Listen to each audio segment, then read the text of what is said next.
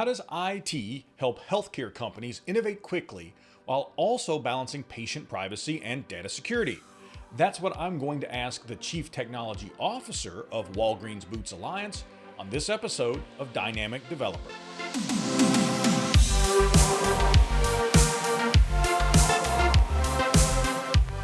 I'm your host, Bill Detwiler, and on this episode, I'm joined by Mike Maresca, Global Chief Technology Officer at Walgreens Boots Alliance.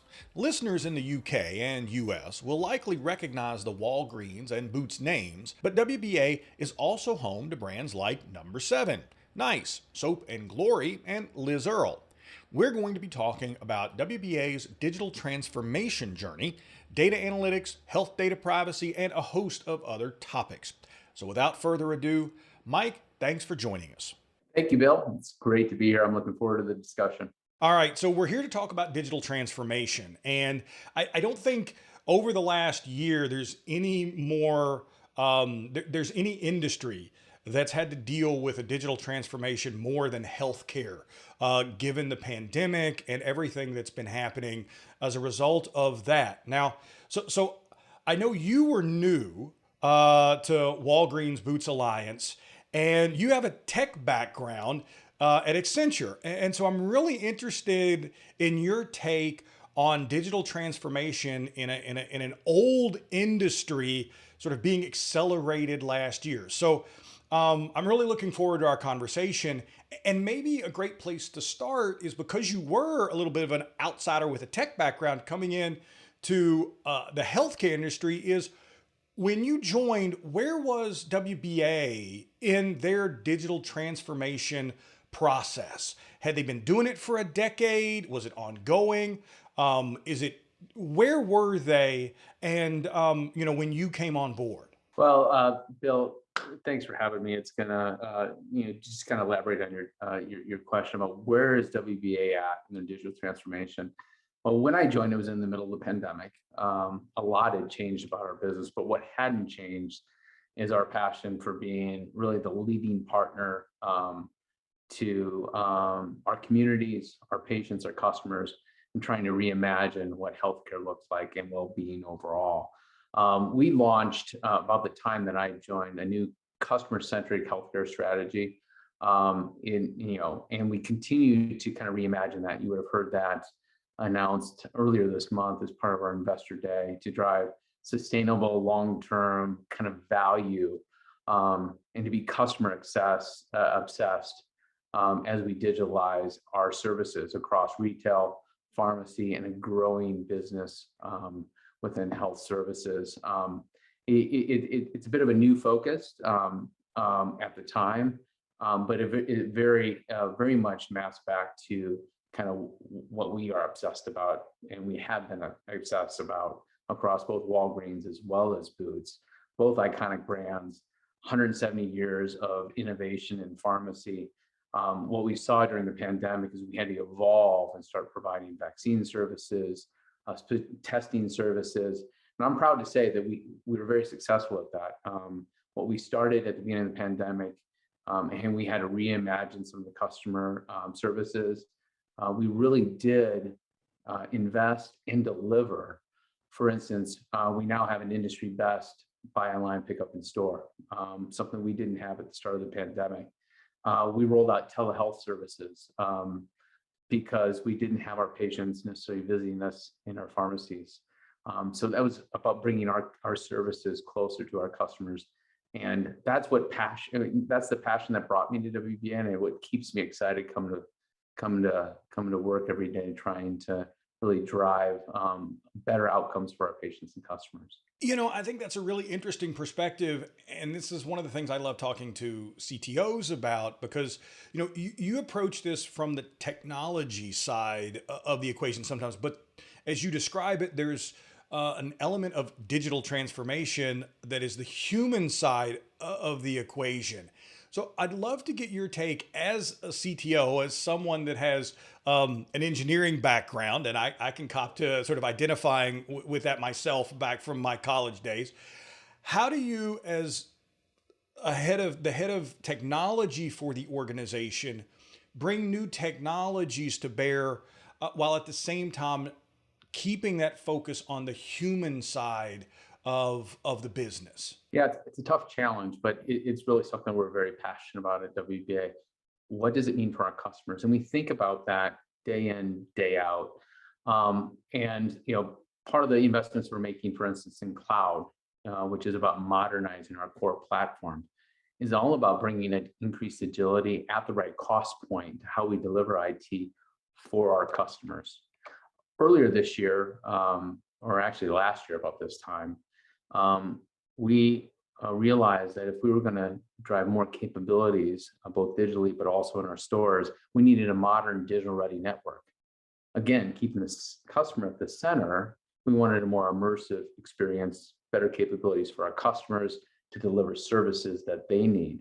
I needed a modern digital network to do that. So we invested in relationships here in the US with Verizon. We're moving towards network as a service, totally reimagining how we deliver network within Walgreens.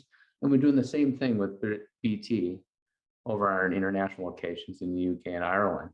So you do have to balance the technology, but you also have to figure out how is that delivering for your customer, and creating those connections and driving that technology strategy that continues to put our customers and patients at the center is what really what my job is all about, and it's what I enjoy about it. How difficult, or how difficult um, is that argument to make, or is it even an argument at all anymore, to executive boards, to CEOs, to the CFOs, to the people that are looking at, or maybe have traditionally looked at IT as a cost center, but now maybe see it as essential to maintaining the positive customer relationships, but also as a way to improve operations, improve efficiencies, as you talk to improve the price point.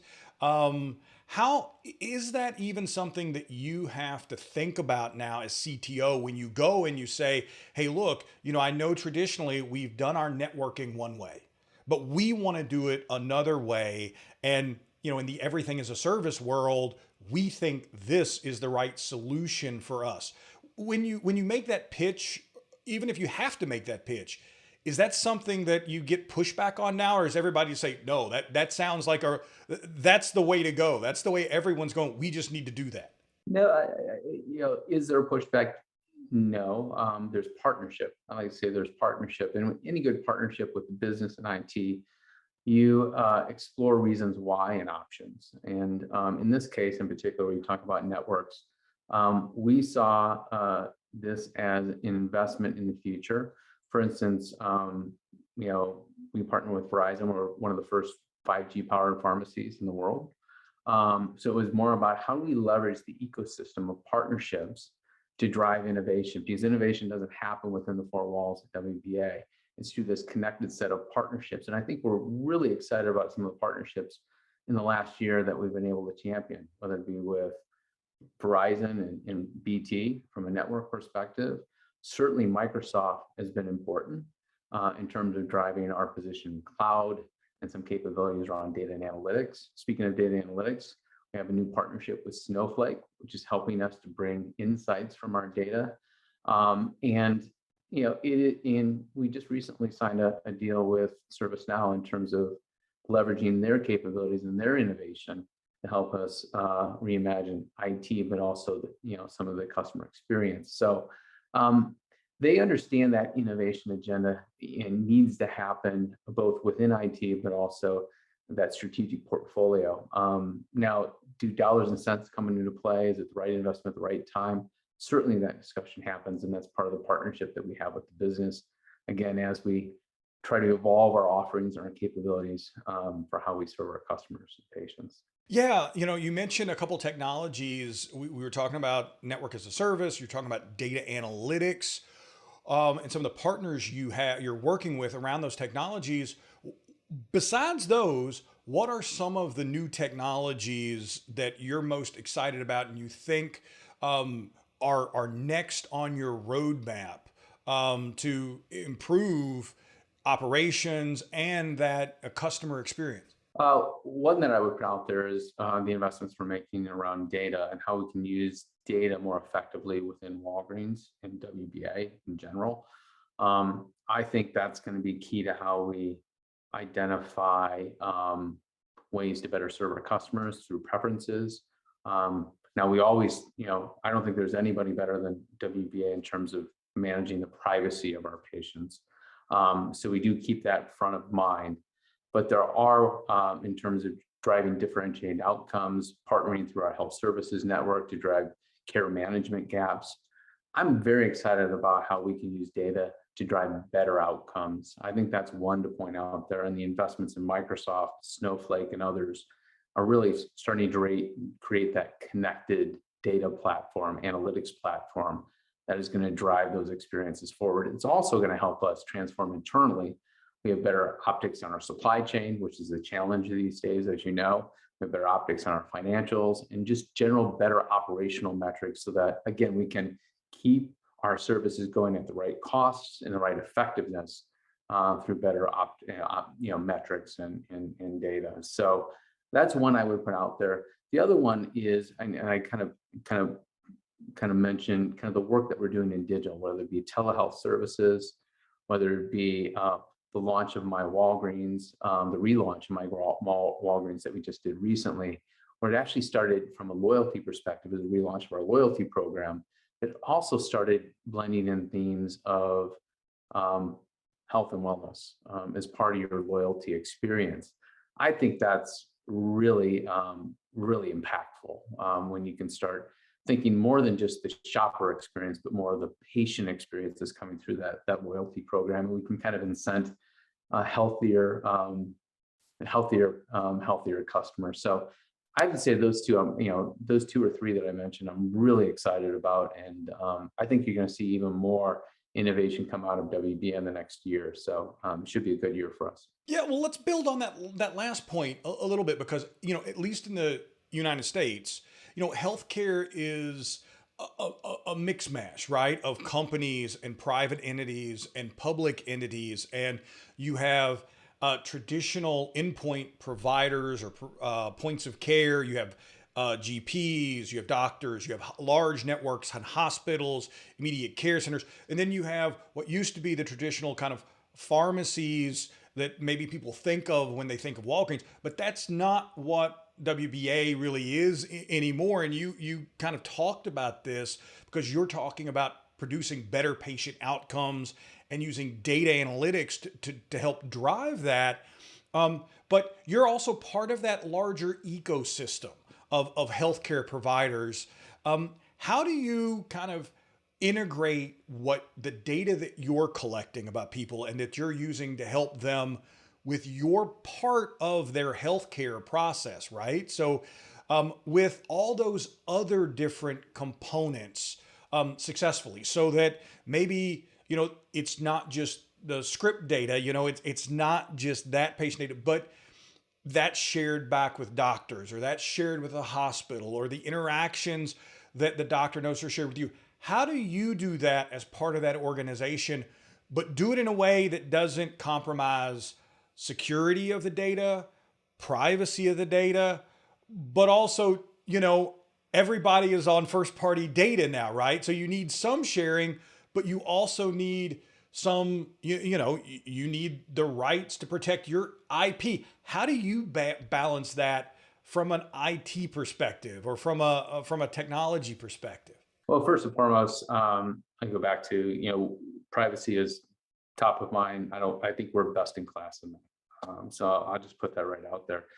In terms of how we share data, that's by patient and customer consent, and their ability to opt into those programs. So, that is an evolving space as the health community gets more connected. Again, putting the customer at the center. But that is being driven by some of the customer consent, and we don't do anything without the customer's approval on that. So we do have a growing network of partnerships. Village MD is certainly one of them that we partner across, again, with consent of sharing the data across that partnership and driving better outcomes. There are care gaps. There are kind of, certainly when doctors share data with us in terms of trying to, in terms of filling prescriptions. That's all shared, and we have, I think it's all about driving kind of that outcome for the patient. So To me, as someone who's been in tech their whole lives, I see that interconnectivity, right, as a positive, and being able to, and honestly, anymore being essential to driving those positive outcomes. I mean, I had two elderly relatives that I was their primary care provider for, and it could be a challenge for me, for the various doctors that they would see, the various pharmacies sometimes they would go to, that they didn't have a complete picture. And so that's why I'm always interested to hear the sort of the roadmaps for organizations in the space around that, around sort of this interoperability and being able to sort of convince people, hey, look, I know we want to keep this private, and we do, but